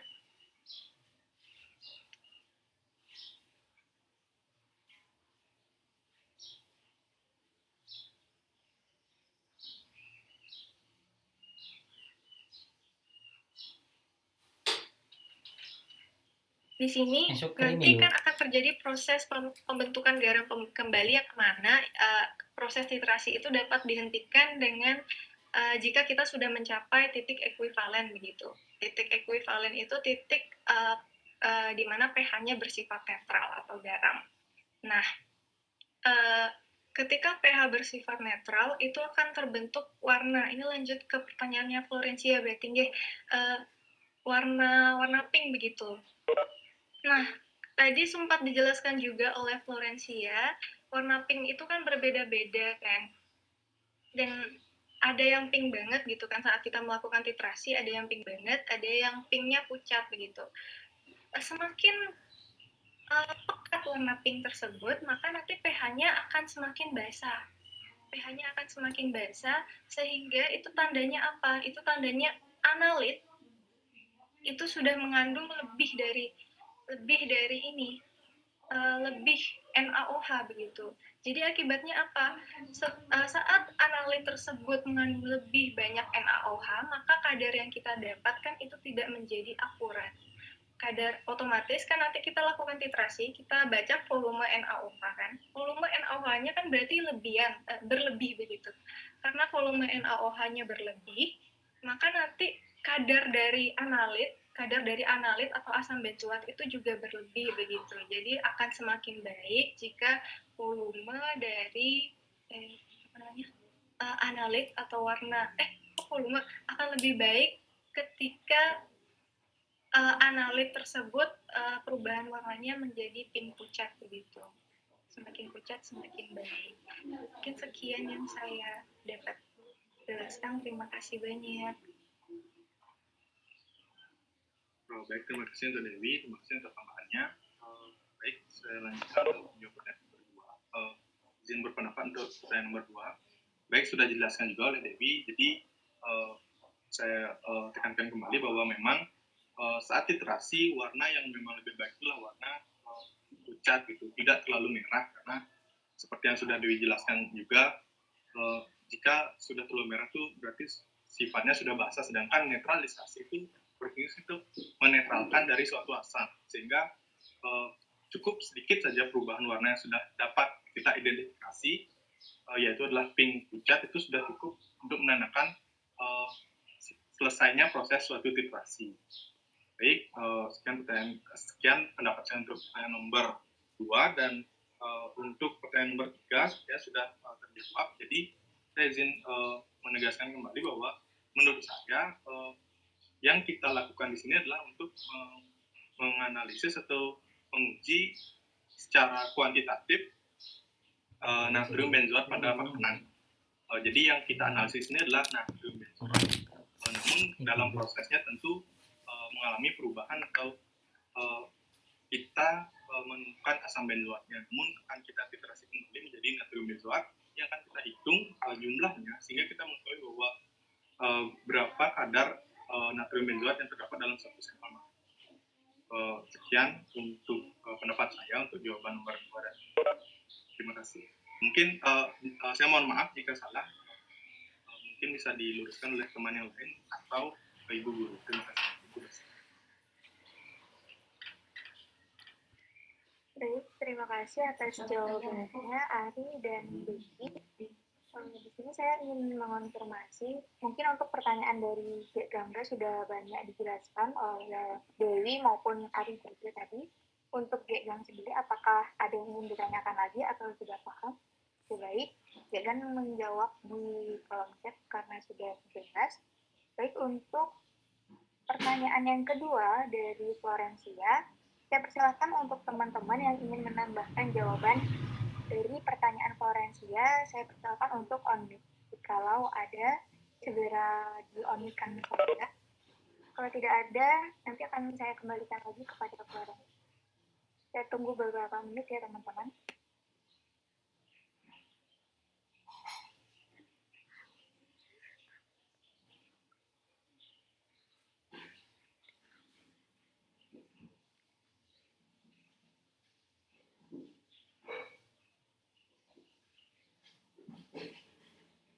Sepertinya sudah cukup karena tidak ada yang merespon mengenai pertanyaan dari Florencia. Saya kembalikan lagi untuk Florencia, apakah ada yang ingin ditanyakan lagi atau mungkin sudah cukup penjelasan dari Ari maupun Dewi. Untuk Florencia, saya persilakan. Jadi Florencia sudah menjawab lewat kolom chat juga ya teman-teman, sudah jelas katanya. Untuk pertanyaan ketiga dari Yayan, apakah ada teman-teman yang ingin menambahkan? Saya persilahkan.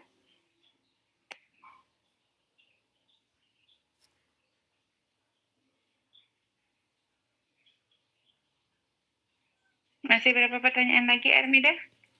Untuk pertanyaan yang sudah terjawab, bisa Armida simpulkan lagi pertanyaan dan jawabannya, atau notulennya yang baca boleh? Baik Ibu, untuk pertanyaannya sudah terjawab semua, tapi saya ingin memberikan kesempatan kepada teman-teman lain yang ingin menambahkan untuk pertanyaan ketiga Bu, karena pertanyaan pertama dan kedua sudah dikonfirmasi jelas oleh penanya. Oke, terima kasih Armida. Silakan Adik-adik. Oke, tinggal menunggu yang lain menambahkan. Notulenya tadi siapa ya? Bisa dibacakan deh pertanyaan dan jawaban dari teman-temannya.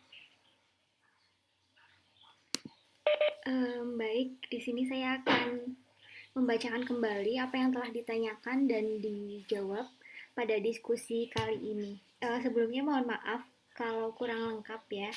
Jadi pertama pertanyaan dari Gangga itu kenapa pada uji kuantitatif kali ini di mana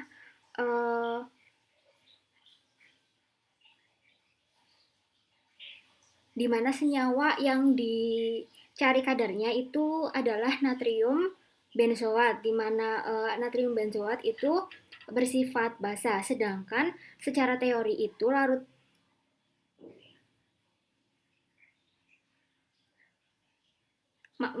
sedangkan secara teori itu senyawa basa apabila dititrasi itu titranya adalah menggunakan asam. Jadi jawaban dari Ari itu pada saat preparasi sampel itu dilarutkan dalam garam dan ditambahkan basa agar natrium benzoatnya itu lebih larut.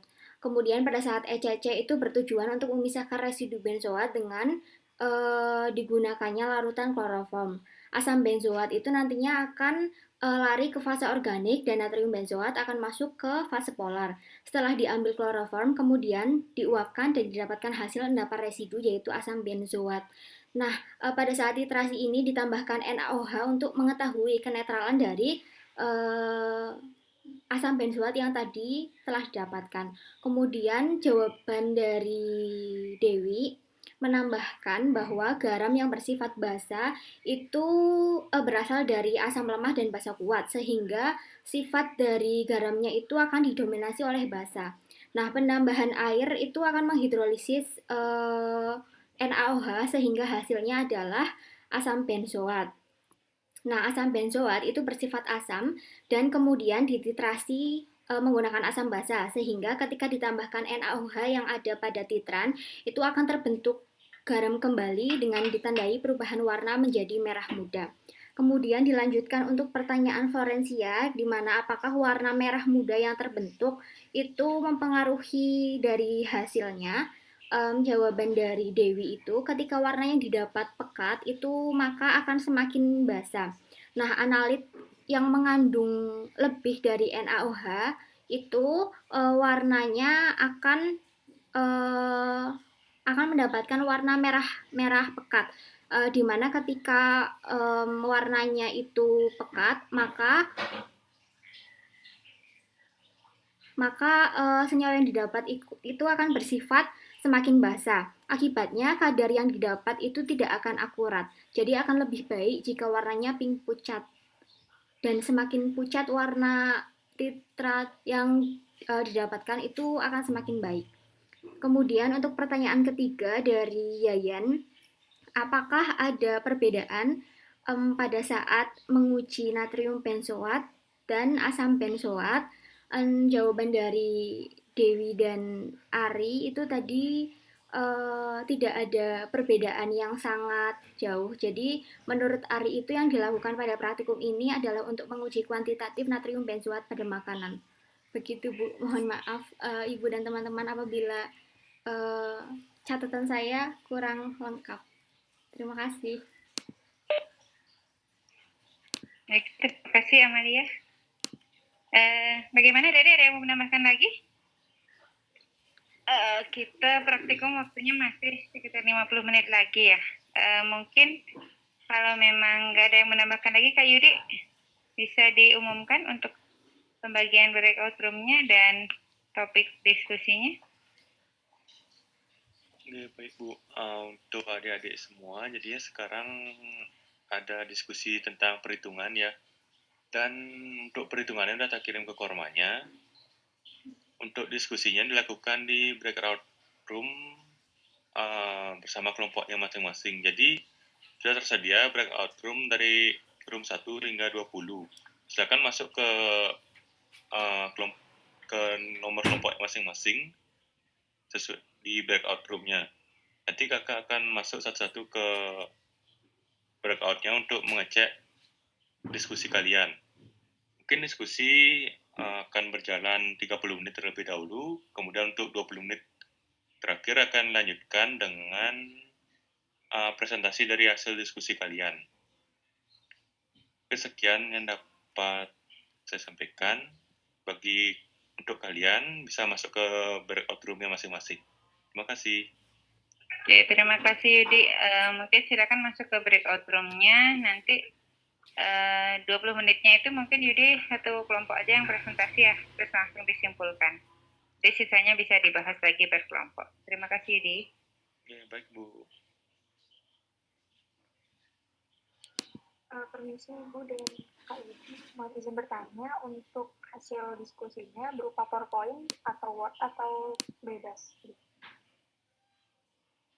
Bebas aja ya, karena diskusinya cuma 30 menit, jadi kakak menuntut juga untuk bikin PPT. Ya, benar. Bebas aja deh.